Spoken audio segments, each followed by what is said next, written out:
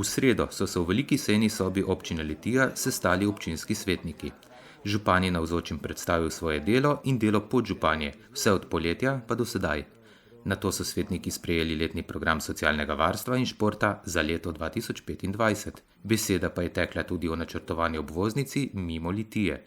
Ena izmed točk je bila tudi polletna realizacija proračuna. Ja, mislim, da je finančna slika stabilna. Pomembno je, da smo že nekaj let nazaj in tudi letos se občina ni zadolževala do septembra.